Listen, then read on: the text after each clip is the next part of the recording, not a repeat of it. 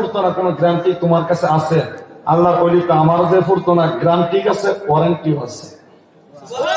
আর জোরে কন্যা সুবহানাল্লাহ। কত তোমার গ্যারান্টিটা কি? কিতাব বা বগল থেকে গাঁতিতে বাইর করছে, বাইর হওয়া কুরআনুম মাজিদুন ফি লাওহিল মাহফুজ।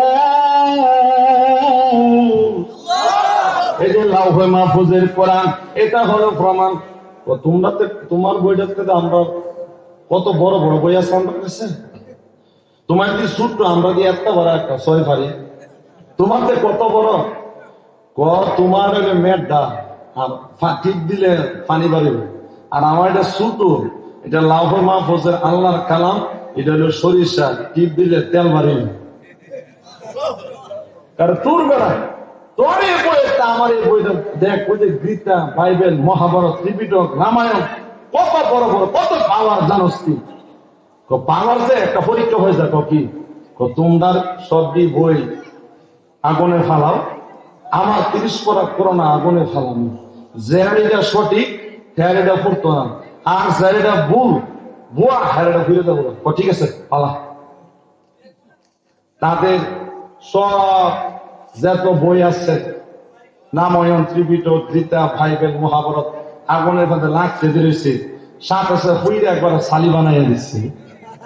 30 পারা কোরআনের খবর কি 1 ঘন্টা নয়, 2 ঘন্টা নয়, 12 ঘন্টা আগুন দিয়া তাপ দেওয়া হলো। আগুনের ভিতর থেকে 12 ঘন্টা পরে বের করা হলো। আল্লাহর কসম, বাক্সারের বাবারা, আগুন থেকে বের করার পরে এই 30 পারা কোরআনের একটা পৃষ্ঠা আগুনে ঘোরাইতে পারে না। নারে তাকবীর।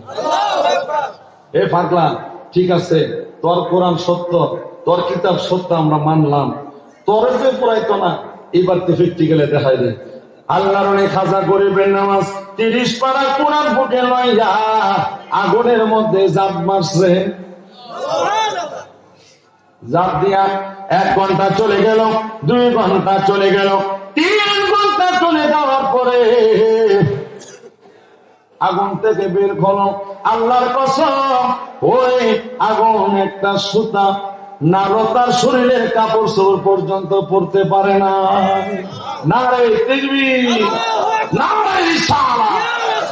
আমার ভাইয়ের বন্ধুরা, আমার খাজা গরিবের নওয়াজ এমন একটা কেরামতি দেখাইলেন, যে কেরামতের কারণে 90 লক্ষ কাফের কালেমা পড়ে মুসলমান হয়ে গিয়েছিল।